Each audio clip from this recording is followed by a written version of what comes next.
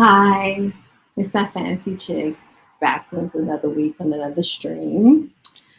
Um, so today we're going to be talking about San Diego Comic Con, or at least some news that is coming out of San Diego Comic Con. What little news there is since the strike, there's nobody there because of the strikes, because of writer strikes and the SAG strike. Nobody's there, but there's a couple of news items coming out of the coming out of San Diego Comic Con. So I'm going to talk about that. But before that, I went to go see Barbie this weekend. Um, and I liked it. It was nice. It had a nice soundtrack. It's been a long time since I felt the need to want to actually buy a soundtrack for a film. And I'm not saying I'm going to, but I may just buy the Barbie soundtrack because there are a couple of songs that I like. Um,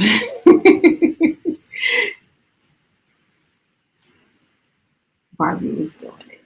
Um, but beyond the good music, it was a good story, good acting. It was I I can see what I personally I still don't see why people were so hyped for the movie. Um, because unless they read the script, how could they know the movie was going to be this good? It just was this good. It just managed to live up to the hype, thankfully.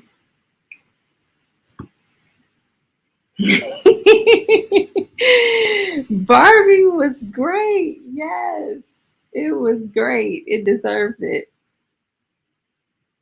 And the music was really good. I am contemplating. There is a playlist. There's an official playlist on YouTube somewhere with with most of the songs on there because it's like 17 songs. But when I went to the website, there was two extra songs that's not on the playlist on YouTube.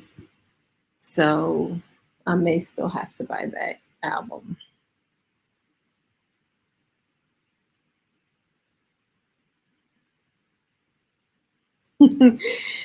Yeah, yeah. Um you were singing along with Ken or you Ken enough? Okay. Um but the thing that I love the most is when I looked up Barbie. Barbie's budget was $145 million, which means they gave Greta Gerwig $145 million. They gave a female director $145 million to make a movie about a Barbie doll. This is a win for me. This is a win. Um, because they just love trying to act like women don't go to movies, like the demographic don't count. But this is a win for me, and like I knew it was going to do, it beat out Oppenheimer. Although Oppenheimer did still make, I think Oppenheimer made about 80 million. Barbie made 162. I think I saw 162 million, and Oppenheimer made about 80 million. So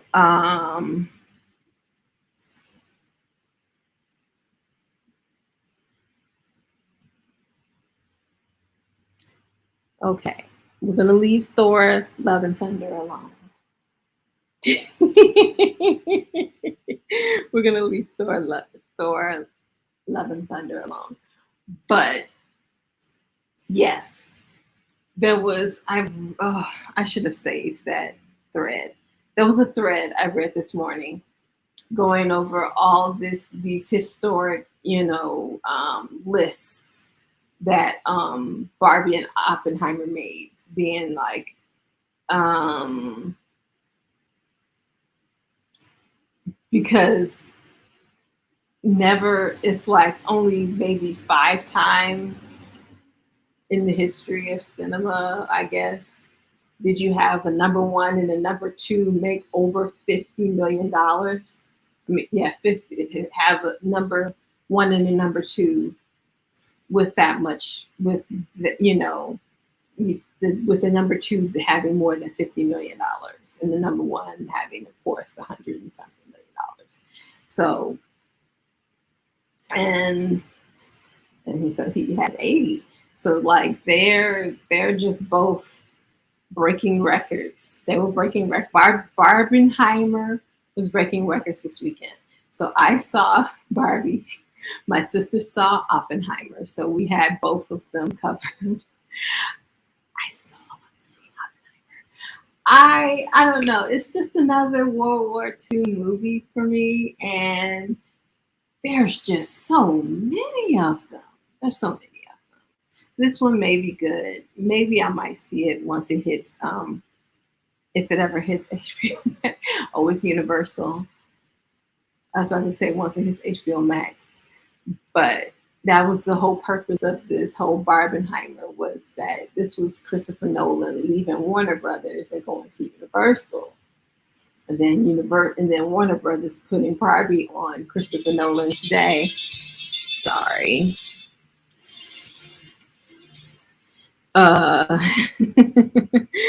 And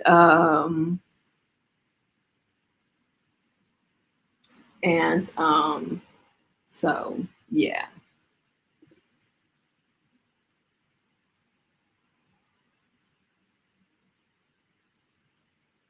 Yes, Barbie was under 2 hours. Was under 2 hours. Um, Barbie was under 2 hours because it started at 10, and then there was you know uh, the trailers and the commercials and whatnot, and then I was out by like 12:09. So it was under 2 hours. I was like, this is how movies should be. No, stop with these 2.5 hour movies, people.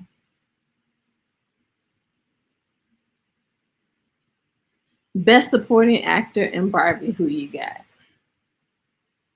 I don't know. I didn't think. I mean, um, I would say America Ferrera. America Ferrera knocked it out the park for me. Um,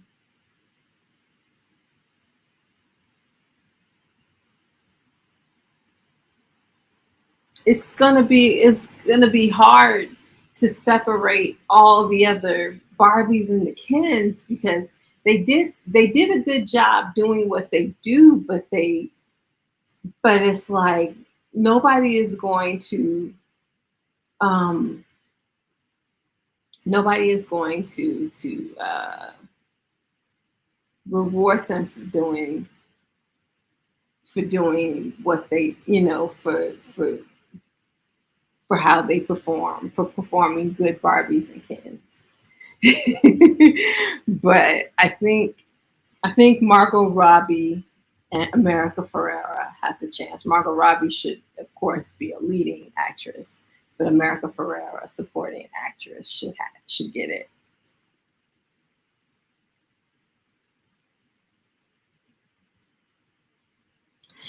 Uh,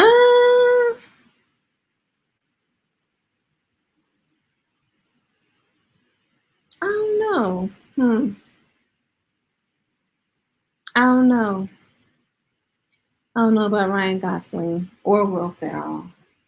Um, I know my other favorite is, I can't think of her name, but she's from Saturday Night Live, and she was Weird Barbie. She was another favorite. But yeah, so I enjoyed myself. It was great. And doo-doo-doo-doo-doo. uh so San Diego Comic Con. Let's see, what do we have? Oh, that's right. There is a John Wick prequel. To do to do to do. I think and that came out of San Diego Comic Con. Um,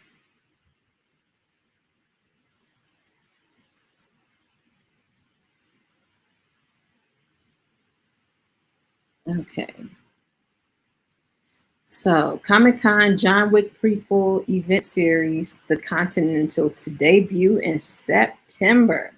That's pretty soon. The three-part series will be directed and executive by Albert Hughes. Are this like the Hughes brothers, Albert Hughes? Like Albert and Alan Hughes? Albert Hughes? Am I thinking of the right people?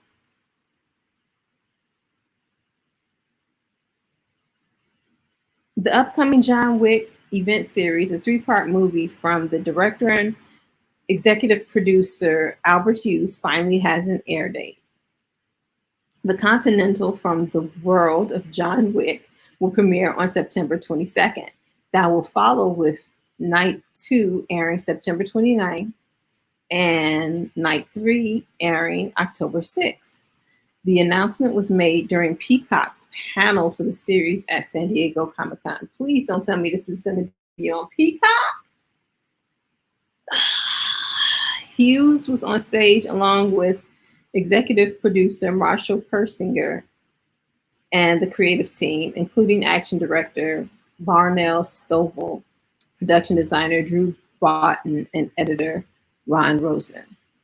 A prequel to the massively popular action movie franchise will explore the origin behind the iconic Hotel for Assassins at the center of the John Wick universe and seen through the eyes and actions of a young man named Winston Scott as he's dragged into the hellscape of 1970s New York to face a past he thought he left behind. Scott is a key figure in the Wick movies, acting as a manager of a hotel and played by Ian McShane. Colin Woodell plays young Scott in the series, whose cast also includes Mel Gibson. They keep giving this man jobs. Michael or Michelle Prada, Ben Robeson, Jessica Elaine, among others. Hughes directed the first and third installments and talked about being thrust into the Wick world of action and stunt work, as well as dealing with the expectations of living up to the movies. Fun and escapism, not being too heavy. That's the thing I learned, he said. Not noting that as the story was set in the 1970s, he considered having story beats about a mayoral race or a sanitation strike or even Summer of Sam.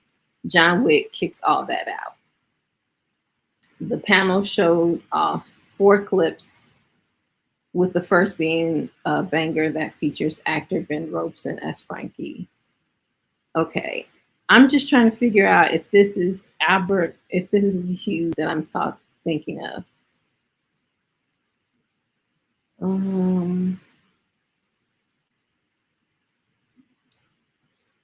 Speaking of action, he's promised a lot of it, adding that the third installment, once it gets going, will not let up. He said it's 57 minutes nonstop.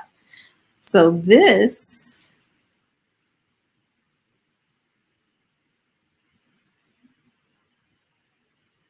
oh my goodness. So is this going to be on Peacock? Is this going to be a 3-night series, 3-part series on Peacock?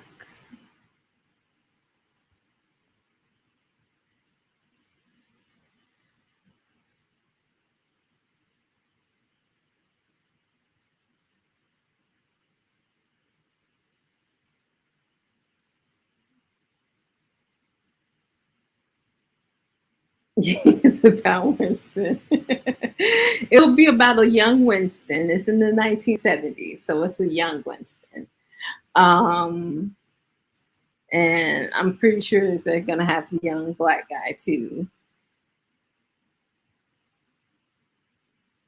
The Continental, yes. Um, Let me look this up real quick because this is gonna bug me if to make sure that this is because normally he works with his brother and they're not mentioning Continental from the world of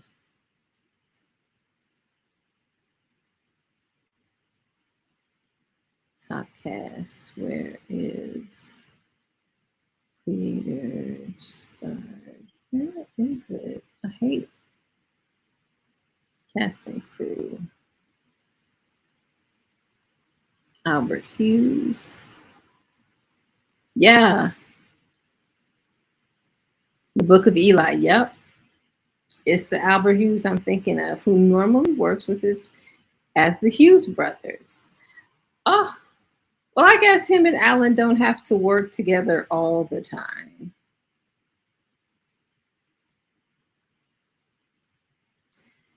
Yeah. So the Hughes brothers, Albert and Alan Hughes. That's who. So this is the Albert Hughes of the Hughes brothers that I was thinking of. One so one half of the Hughes brothers. He's producing it and he directed the first and the third installment. Hmm. Very interesting. Okay, so next article will be Jamie Lee Curtis. Yes, he did the Book of Eli. Actually, the Book of Eli was done at was done. The Silver Pictures was done at Silver Pictures, and I remember I had done what do you call it? An internship there. I had done an internship there, and it had to have been in. I'm not going to say the year, but oh yeah, it was around the time of the Book of Eli. That's when I did my internship with Silver Pictures. It has to have been, and we were talking about it. And the one of the producers was telling me about his experience doing rewrites, working on rewrites with Denzel at Denzel's house. I'm like, that's must be nice. Must be nice. I liked the Book of Eli. I can't remember if I read the script before I saw the movie because there was a lot of because like they had all of their scripts out and we could read them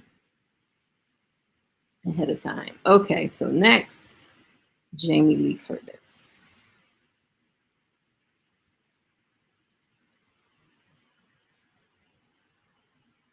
Okay, so you're wondering why Jamie Lee Curtis is at Comic Con when she's an actress and SAG is supposed to be striking. I wondered the same thing, but she wrote a graphic novel. So she's there promoting a graphic novel, not there promoting any film or TV. So that's her loophole to be at the Comic Con. So say, Jamie Lee Curtis fires up Comic Con crowd with plea to fight climate change. We're effing the world. The star took part in a panel at San Diego Comic Con to debut her first graphic novel, Mother Nature, which focuses on a nefarious oil company. Interesting. Jamie Lee Curtis enjoyed a celebratory moment just before taking the stage at San Diego Comic Con on Friday to promote Mother Nature, which is her first graphic novel and takes aim at the forces contributing to climate change. I saw this book in print 2 hours ago for the first time, said Curtis, who was joined on stage by her co writer, Russell Goldman, and artist Carl Stevens. I've seen it in a PDF form and it is thrilling. She did not waste time emphasizing the project's ecologically minded message. We're fucking the world. There is a possibility of change, but we're going to have to do it. And I'm really thrilled to see how enthusiastic you guys are for this beautiful piece of work that Carl has made for us. Her points were met with enthusiastic applause from the supportive audience. They probably was just happy to see a star. Featuring plenty of gruesome violence, Mother Nature is out August 8th from Titan Comics and centers on Nova Terrell, a resident of Catch Creek, New Mexico, who seeks payback against the nefarious oil company that was linked to her father's death. Curtis explained that she initially told husband Christopher Guest that she had an idea for a screenplay and that he encouraged her to write it herself. Ultimately, the project's team decided it would work best as a graphic novel. This marks the first time that Curtis, who is a New York Times bestselling author and is soon to release a new children's book, has worked as a creator in the medium. Okay. During her time on stage, Curtis noted that the timing was right for the project, given the extreme weather recently experienced by much of the nation. It's happening today, she exclaimed. We are the hottest we've ever been in this country this week. I mean, talk about good timing. Seriously, we couldn't be talking about something more important. Curtis, who said there was a chance for Mother Nature to be adapted into a film down the road, emphasized that she doesn't see climate change as a political issue. I'm not proselytizing, the Halloween actress said. I don't care what side you're on. It's happening, and there are things we can do to ameliorate it and to try to stem the tide. Excuse the pun. Shit is happening, and so it feels absolutely on point right now. Later, a fan asked the star to recall some of the favorite successes in her life, and Curtis brought up her two daughters and also her work in Everything Everywhere All at Once, which I still haven't seen. I gotta go. I have to see that. During the panel, Curtis did not address the ongoing actor strike, which has kept performers from promoting their acting work at Comic-Con. The labor disputes involving SAG-AFTRA and the Writers Guild have meant that this year's panels largely went without the big names and recognizable faces that typically thrill crowds and lead to lengthy lines for prominent events. Well, I guess that's an upside to being at the San Diego Comic Con this year, is that you probably don't have to worry about camping out in long lines to get into panels. You can just walk right on in. Walk right on in. A historic donation to what? To SAG?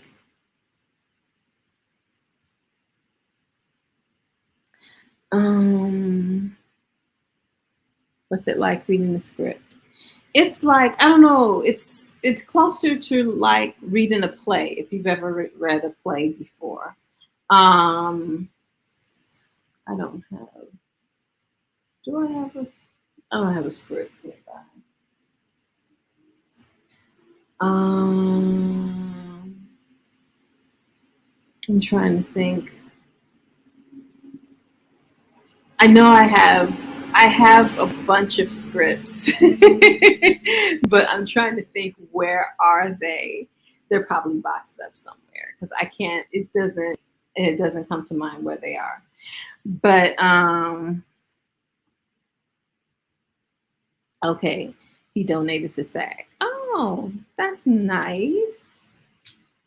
Yay, rock. But it's like, yeah, it's like reading a play. It's definitely not as dense as a book. It's not as dense as a book, and it's much faster than a book. Writing scripts now, like a script, each page is supposed to represent 1 minute of screen time. So a 2 hour movie should be 120-page script. Should be. So you can imagine when we got what was that? The Social Network, and that was like 160 some odd pages, and we were like, well, I guess you can do this when you're Aaron Sorkin. You can just write, and nobody's gonna stop you. But yeah, 120 pages is 2 hour script.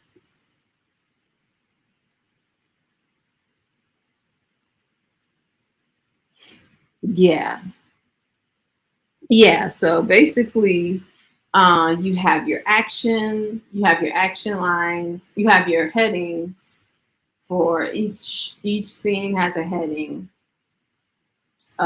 which tells you um, basically the setting of the scene, where you are, and what time of day it is. Then you have your action, which describes what's going on. Then you have your dialogue between the people, if there's dialogue. Da, da, da, da, da. And on and on and on and on. So, but yeah, yeah. The difference being play,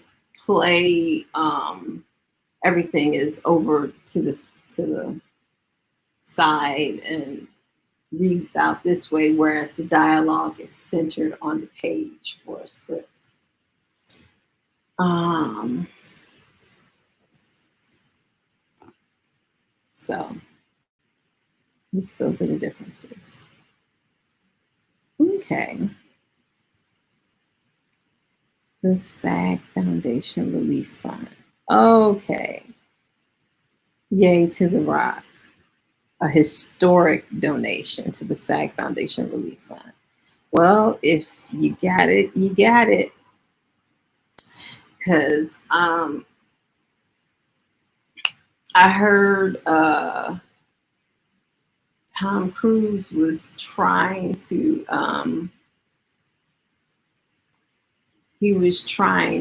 get permission from SAG to go out and promote Mission Impossible because it's not making the money that he wants it to make.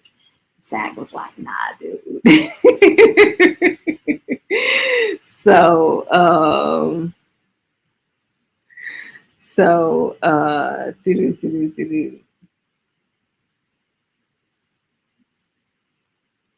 yeah, he he's in a so it's like, no, you can't promote anything. You can't get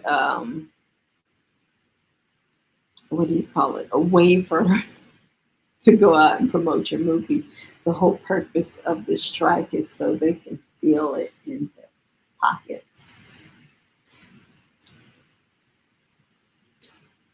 But he's a producer, so he's feeling it in his pockets. That's why he wants to go out and promote the movie. But okay, so San Diego Comic Con should be wrapping up. This was probably a very interesting year for the people who went. I wonder if it was as packed as it normally is. Normally, people buy their tickets ahead of time, and no one would have known that this was going to happen last year when they bought their tickets. So I wonder if people still came because they weren't going to see all the people that they normally come to see. There was like no studios, no actors, no nothing. It's crazy.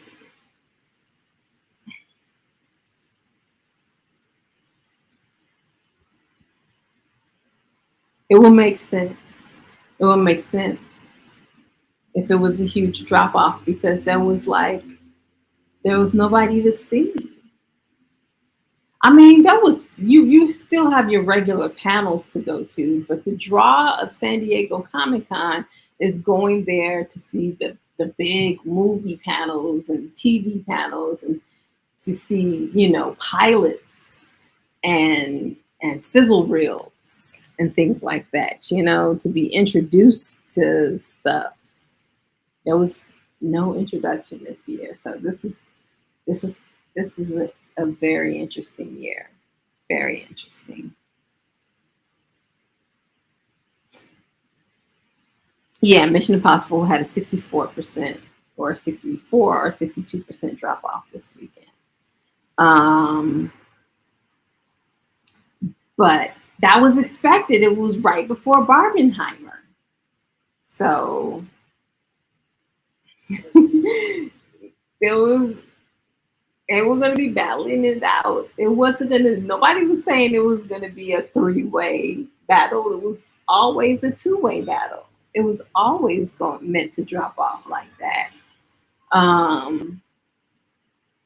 But I'm guessing he didn't make as much in his first weekend to make up for it.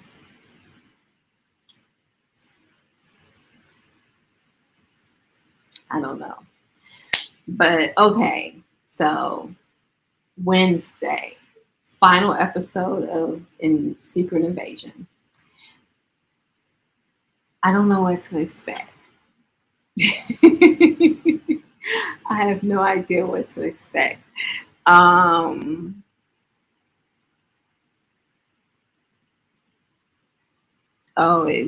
would have been too much. That would have been way too much. That would have been oversaturation. That would have been way too much. But so Wednesday, final episode of Secret Invasion. And as always, a video on Friday. As you can see, I did eventually get a video up on Friday. It was Friday night instead of Friday afternoon, but I got a video up last Friday. So we're gonna try to hit for the normal Friday afternoon this week and not get it up Friday night.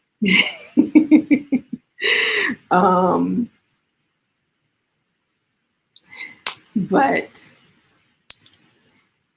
so I shall see you again on Wednesday. In the meantime, thanks for watching.